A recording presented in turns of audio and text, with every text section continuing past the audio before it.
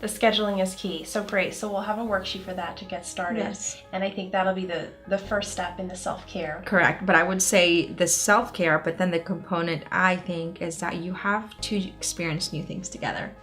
That's, I think, an incredible self-care as a couple is a shared new experience. When I say new experience, you know, it could be, I don't know, skydiving together. No, I'm not necessarily suggesting, but it could be fun. Yeah. But you're actually intentional about saying, what's something new that we can do together? Yeah. So we are journeying something that's new that we could explore together. Well, it goes back to growing together. Yes, it and does. that's something that definitely, that's what Brendan and I do. We have a list. We have a bucket list. Yes, I think that's a bucket list of things we want to see and do. And so literally, even he'll surprise me. He'll say, what else is on your bucket list? Oh. And sometimes I can't even remember because we've might done so share many with of me. them. Yeah, I mean, we've done so many of the things on the bucket list. I'm like, what else is on it? I have to keep adding to it.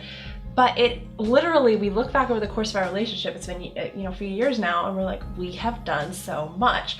And so it's really looking back over the arc of our relationship and then gauging from that perspective, what's the trajectory we're on?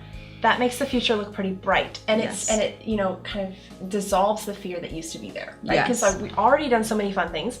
Chances are we're going to do so many great fun things in the future. And so it's like, marriage is going to be fun. Yes, marriage is going to be fun. Marriage is the beginning of an adventure. Yeah. Because you're creating the culture. Yes. In which you want. You've kind of redesigned it, which means that when you get married, you're just going to naturally incorporate it. Right. And be more strategic about it. Perhaps a little bit creative when you have children. But think about it, like, he didn't have a bucket list.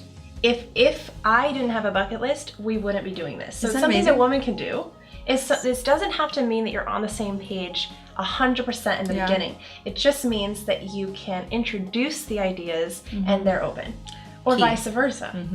But it's the openness, like you said. That's the key part. And that's where I think the fork on the road is the lack of openness and openness. Because you can only invite somebody who's shut.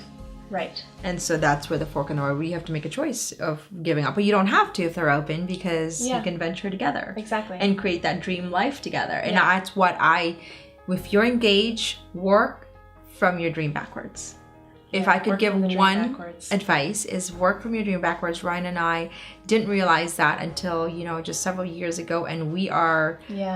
soaring. We are. We really are soaring in our marriage. And we're walking in the discomfort and the of dreaming together, in a sense that, this is stretching scary. You beyond even what you thought was possible, which is great. And, you know, I tell Ryan, I said, Ryan, I'm living my dream life now. How possibly amazing could it be? And it's like...